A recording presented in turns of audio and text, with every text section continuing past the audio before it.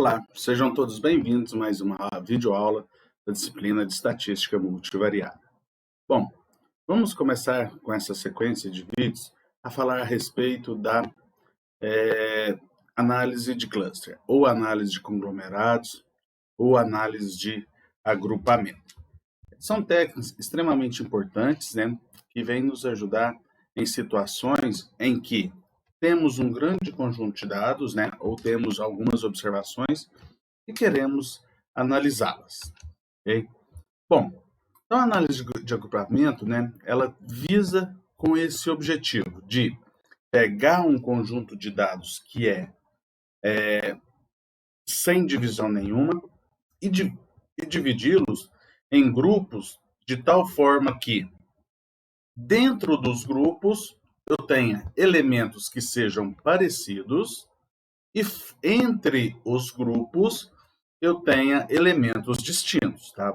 Aumente a variabilidade. Então, eu quero colocar aqueles indivíduos que são parecidos dentro de um grupo, de tal forma que a variância entre esses elementos seja a mínima possível e a variância entre os grupos, seja a máxima possível. Então, essa é a ideia, da análise de cluster. É muito usado em algumas áreas relacionadas, por exemplo, à psicologia, para classificar perfil de pessoas, colocar pessoas com perfil de personalidades, com características de personalidade no mesmo grupo. Posso utilizar em pesquisa de mercado, para fazer identificação do posicionamento do produto, de um produto novo que está sendo lançado no mercado em relação a outros produtos que já existem. Eu posso pensar em ecologia, para classificação de espécies, um novo animal, uma nova espécie, ela está parecida com quais outras espécies, em qual grupo que ela está. Em geoquímica, caracterização de novos minerais. E análise de agrupamento também ela é muito popular dentro do contexto de data mining. E hoje, atualmente, surgiu-se um nome, que é chamado dos Big Data, ou da ciência de dados, ou Data Science, que é muito comum, que nada mais, nada menos do que é Data Mining, ou mineração de dados. Então, essa ferramenta ela é muito importante dentro desses contextos, dessas técnicas ou desses nomes que surgem atualmente. Bom, então considere, por exemplo, aí, um exemplo mais simples, que eu tenho aí 6 empresas, que eu tenho lá o número de vendas, o valor de vendas, e o número de empregados das 6 empresas. E vamos supor que eu quero dividir em 3 grupos, por exemplo, essas empresas. Às vezes, olhando para os números, fica um pouquinho difícil, eu não consigo fazer essa avaliação. Mas, como eu tenho 2 variáveis, eu posso fazer uma análise, um gráfico de dispersão, de 2 por 2, aí, 2 variáveis. Então, eu consigo ver, por exemplo, que essas 2 variáveis aqui, agora já fica um pouquinho mais fácil, por exemplo, Lojas Americanas e Ponto Frio, elas têm quase que o mesmo número de empregados, estão próximos, e também elas têm uma certa proximidade do valor em vendas em milhões. Eu posso ver agora que Bretas e as lojas Renner também estão bem parecidos com relação ao número de empregados, também bem parecidos com relação à quantidade de vendas. Eu posso ver essas 2 variáveis, essas 2 empresas, a Ferramentas Gerais e a Fiore, também bem próximo o número de empregados, e quase que idêntico, em relação à quantidade de venda. Veja que dentro de cada um desses grupos aqui, que eu circulei, elas são bem parecidas, estão bem próximas uma da outra. Mas veja esse grupo com esse outro grupo, o tanto que estão distantes. Já tem uma variabilidade muito grande. Então, essa é a ideia da análise de cluster. Lógico, aqui está bem simples. Eu tenho 2 variáveis e poucas empresas. Mas tem situações em que eu vou ter muitas variáveis e muitos elementos ou indivíduos que foram avaliados essas variáveis, tá? Então, é em situações como essa que nós queremos fazer a análise de agrupamento. Tá? Aqui eu tenho os dados padronizados, né? Centrados na média e divididos pelo desvio padrão. Eu posso calcular eles, né? Ou posso calcular entre esses indivíduos, calcular as distâncias, né? Para ver.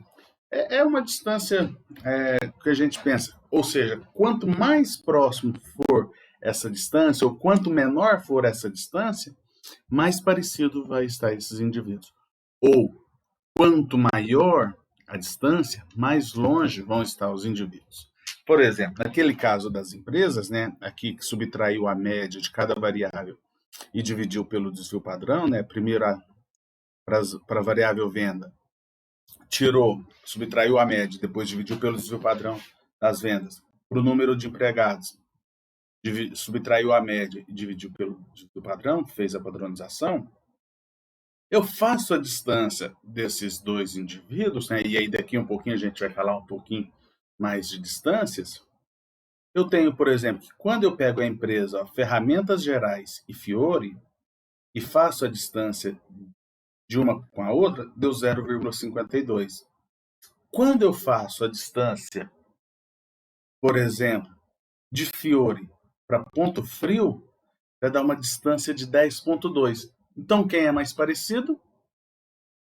Fiore e Ferramentas Gerais. Veja que é o que a gente já tinha aqui, né? Você pega aqui Fiore e Ponto Frio. Ó, se eu pensar na distância euclidiana, né? Distância simples, que a gente conhece, ó, a distância que eu tenho seria a maior distância, né?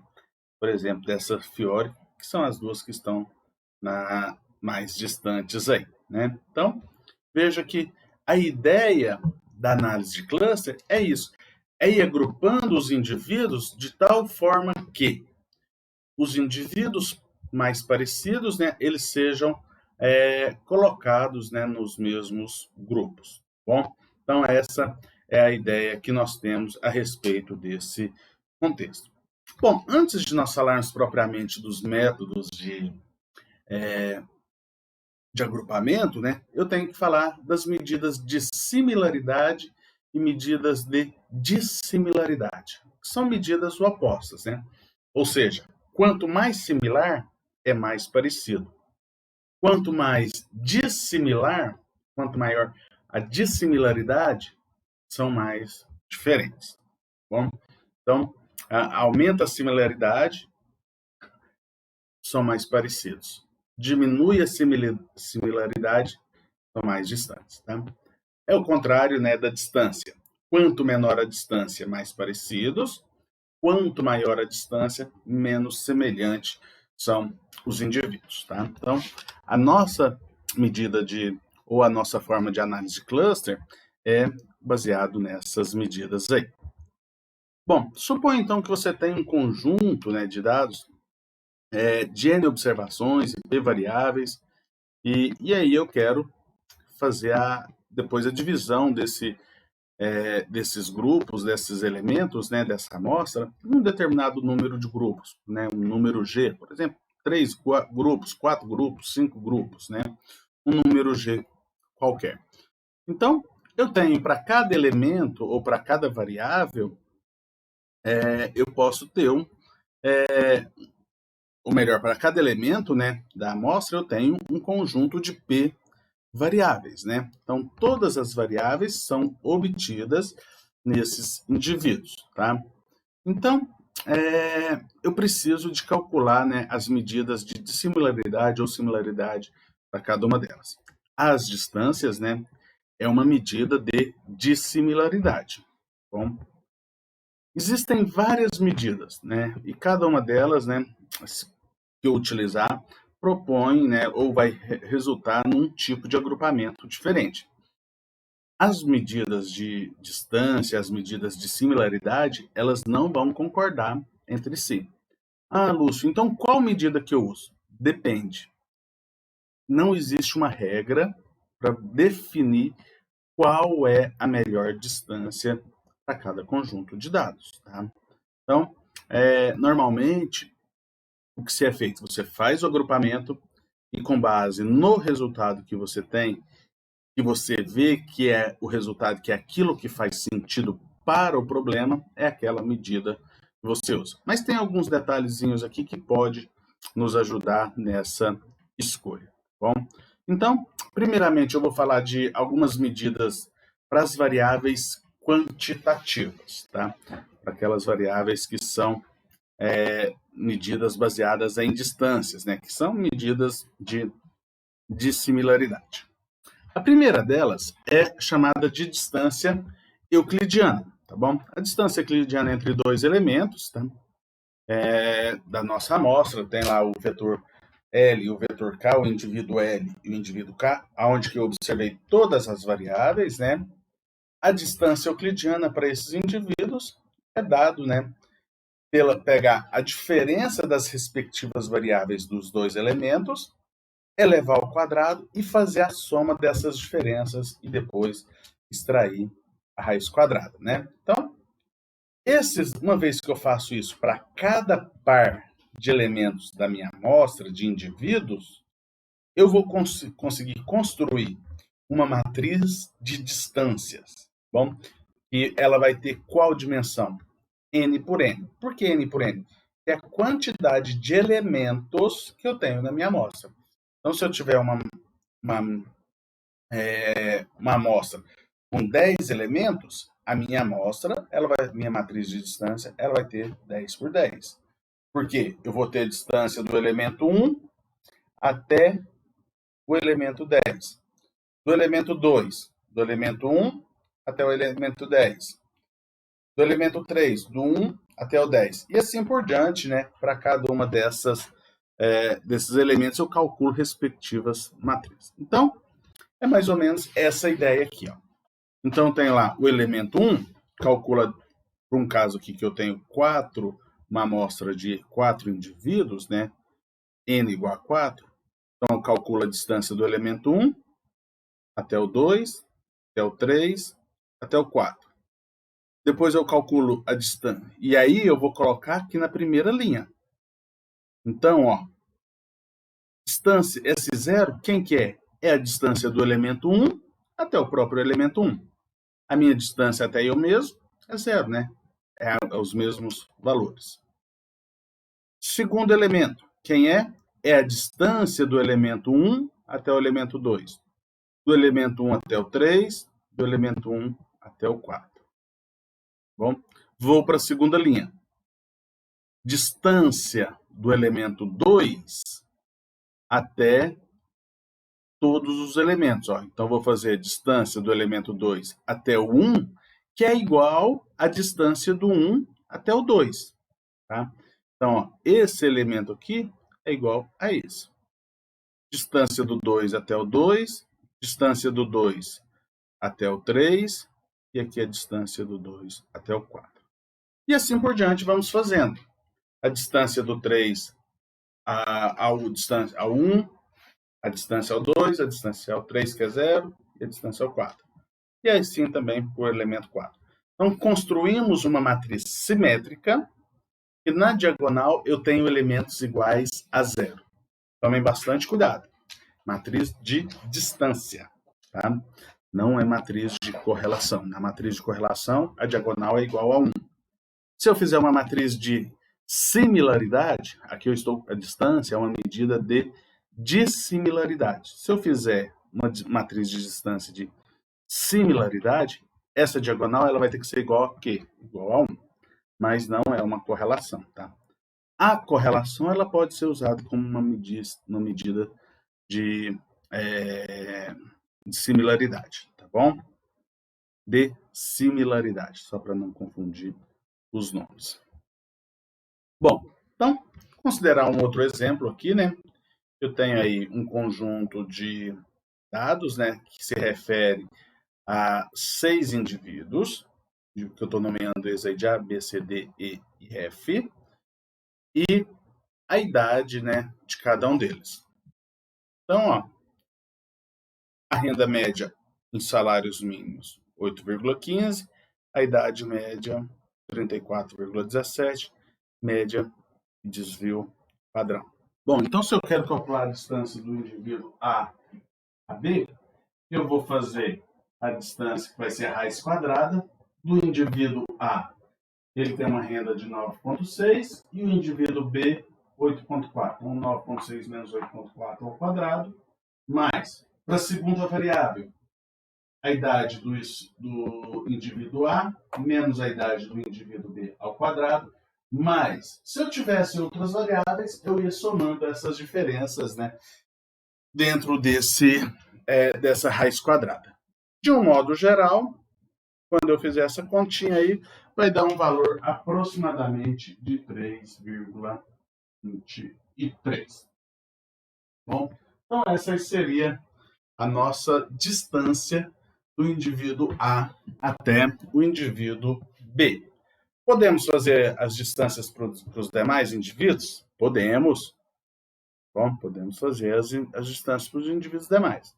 Não vamos fazer, tá? Vai ficar para vocês fazerem, para vocês verem um pouquinho mais para frente. Então, eu vou resultar numa matriz de dimensão 6 por 6, tá? Porque eu vou ter todas essas distâncias, né, entre esses indivíduos para o nosso cálculo. Fica aí para vocês fazerem. Tá? Uma outra distância que eu tenho é chamada de distância de Minkowski. Tá? É uma distância um pouquinho mais... lembra um pouquinho essa medida, tá? Mas ela leva em conta outras duas observações. Eu posso incluí-la um determinado peso, porque, por exemplo, às vezes eu posso dizer que algumas variáveis são mais importantes do que outras, né? E aí, então, eu incluo o peso, né, para essas variáveis. Se eu não incluir esse peso, né, se eu considerar W1, WI igual a 1 para todas as observações, eu estou considerando que todas as variáveis têm a mesma distância. Para o caso desse lambda ser igual a 1, veja que é IWI igual a 1, é chamada de distância Cityblock ou Manhattan. Essa distância Cityblock ou Manhattan é uma distância em que leva-se em conta, ou é muito parecido, a questão que nós temos, por exemplo, de quarteirões. Por exemplo, imagina se você está numa cidade, né, e você tem quarteirões, né? E aí você tem, por exemplo, você quer sair desse ponto A aqui e chegar até esse ponto B. Tá bom? Que fica nessa esquina aqui, por exemplo. Quer sair dessa esquina e você quer sair dessa. Vamos dizer que cada uma desses quadrados aqui, né, vale 100 metros, né, de uma esquina até outra. Se eu quero chegar nesse ponto, qual que seria a distância normal, né, ou o que a distância euclidiana faz? A distância euclidiana calcula essa distância aqui. Bom? Ou seja, se você estivesse saindo, passasse no meio do quarteirão, por cima das casas, dos prédios, do que você tivesse, até chegar no ponto B. Só que tem situações que isso não é permitido. O que eu tenho que fazer? Tenho que vir aqui, descer aqui e andar aqui. Fazer esse trajeto em vermelho. Ou seja, daqui a aqui tem 100, daqui a aqui tem mais 100 e daqui a aqui tem mais 100. Então, a distância, né, ela seria uma distância, por exemplo, de 300, né? Uma situação como essa. É chamado, então, esse tipo de distância, né, quando esse lambda é igual a 1, chamada de distância Cityblock ou distância de Manhattan. Quando nós tivermos o lambda igual a 2, veja o quê? Que essa diferença aqui vai ficar ao quadrado, e aqui vai ficar elevado a meio, né, considerando o WI igual a 1, ou seja, a raiz quadrada dessas diferenças elevadas ao quadrado, que é a própria distância euclidiana. Bom, vocês podem fazer também, né, por exemplo, aqueles indivíduos, né, que nós fizemos lá, para aqueles mesmos exemplos, né, você pode fazer, né. Por exemplo, vamos calcular a distância Cityblock, né, para aqueles indivíduos, né, ou para esses dados aqui.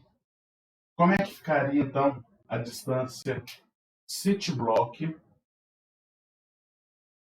ou seja, considerando, né, o lambda igual a meio, ficaria 9,6 menos 8,4 módulo mais módulo de 28 menos 31. Quando você fizer essa distância, né? Opa, não está aparecendo aí para vocês, né? Aí agora está aparecendo. Distância, né?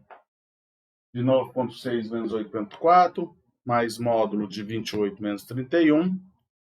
Isso aqui vai dar uma distância, né? De 4,2. Bom, aí você poderia fazer também essa distância para todos os outros indivíduos, né? Para todos os outros elementos. Ok?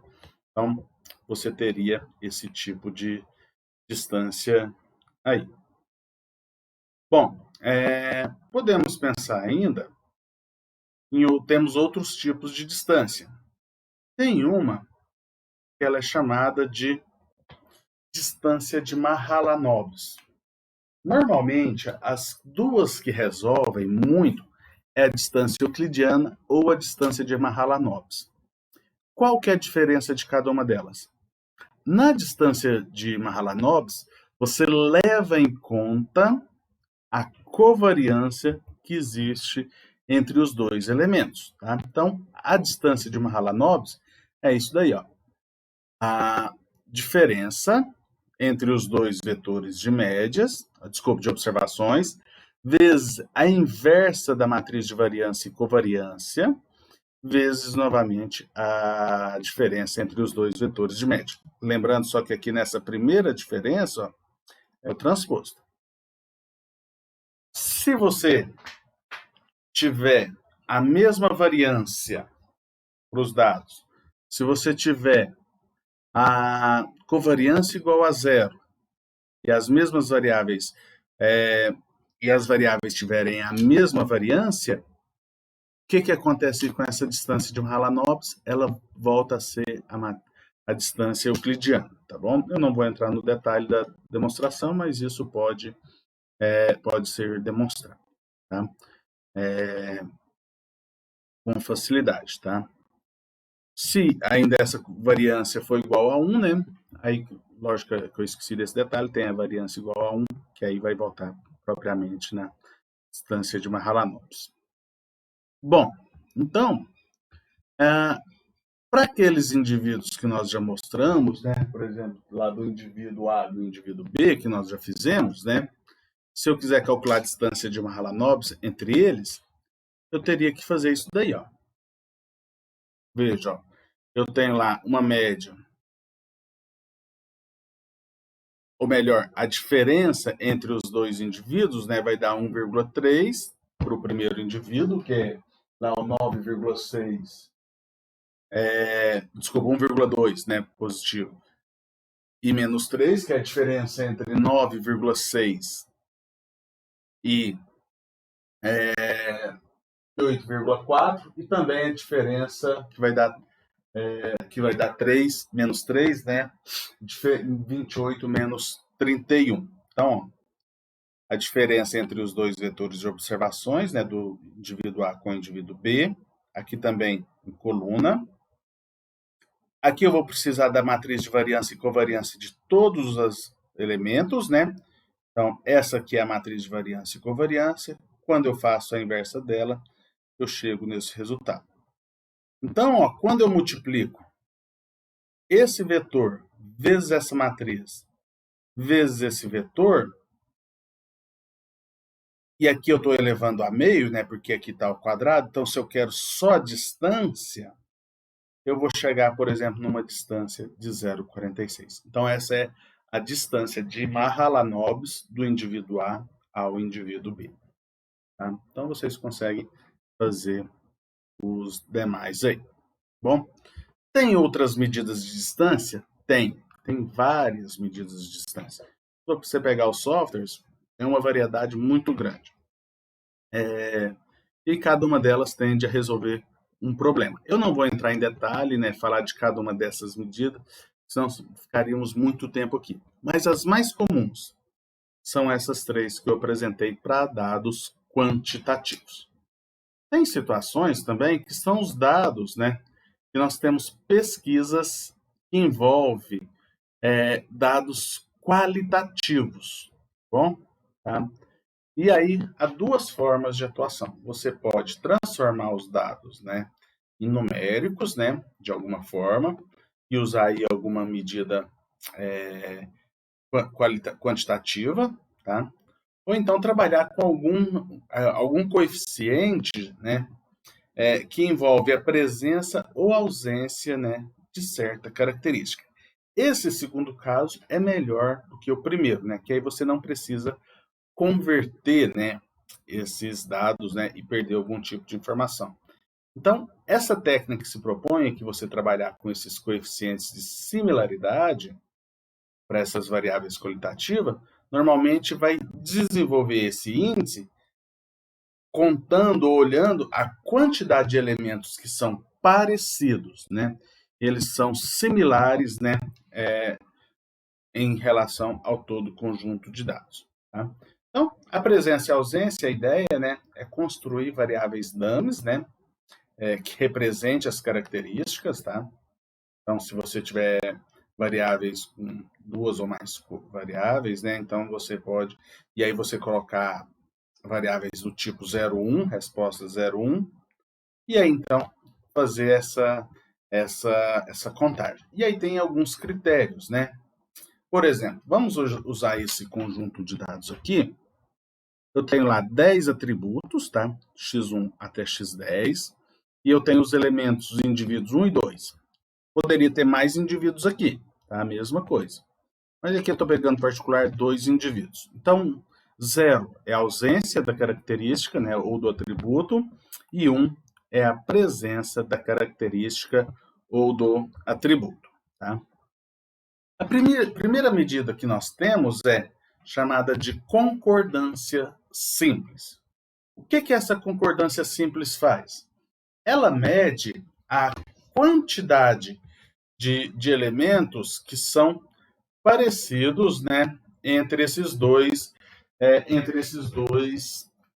elementos, tá? Quantos elementos são parecidos, que têm características iguais, né? Quantos têm a presença e quantos têm a ausência dentro do conjunto de dados, tá bom?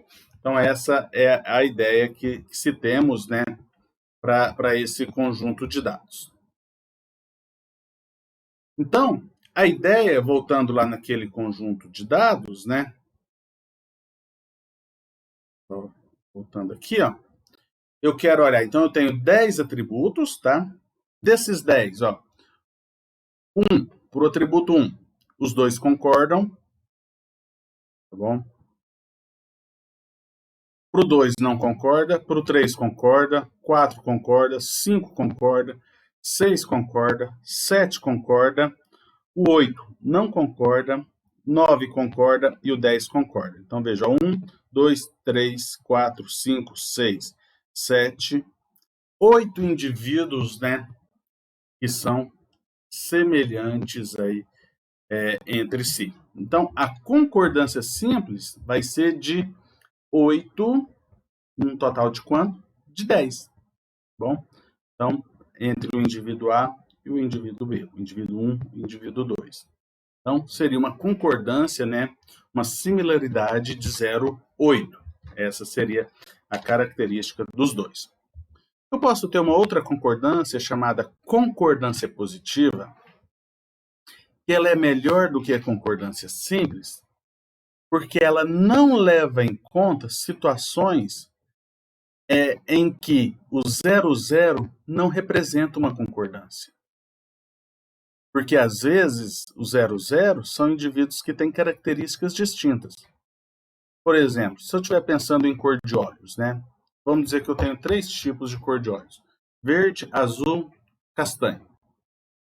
Aí eu tenho lá 1 se é verde, 0 se não. Então, se for 1, quer dizer que eu sei que os dois têm olhos verdes. Então, eles são parecidos, são iguais. Mas se for 00, pode ser azul ou castanho. Eu não sei qual que é. Então, o 00 necessariamente, em situações como essa, do atributo, né, indica que não é diferença, não é diferente, tá? Então, o coeficiente de concordância positivo é só em relação ao número de pares que são realmente concordantes, tá? Ou seja, vamos contar a quantidade de elementos, né, que tem somente par 1, 1. Então, veja, ó, 1, 2, 3, 4. Então, o coeficiente de similaridade aqui seria 4, um total de quanto? 10, né? Então, seria uma concordância de 0,4. Bom, uma outra medida é chamada de concordância de Jacquard, né, ou índice de Jacquard, é a melhor concordância que nós temos aí, de um modo geral.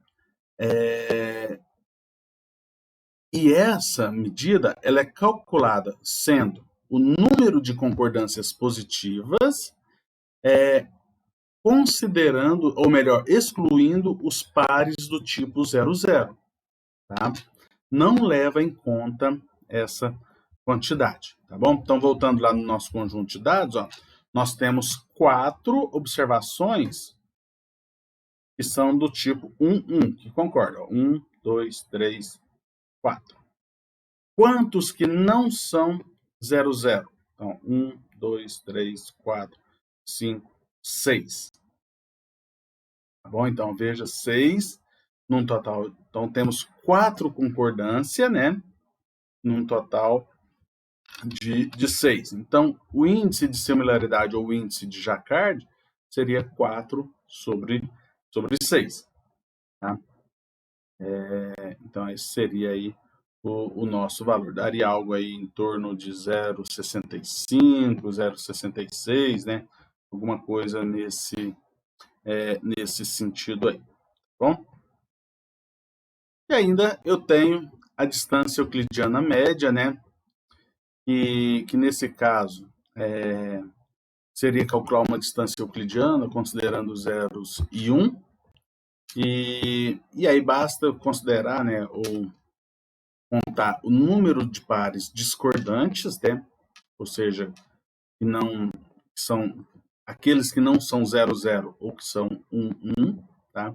Contar aqueles que são zeros e 1 sobre o número total de pares e fazer esse valor elevado a meio, tá? Então, fica lá para vocês verem como é que vai ser. Dessas daí, a melhor que resolve a maior parte dos problemas, né, é o índice de Jacquard,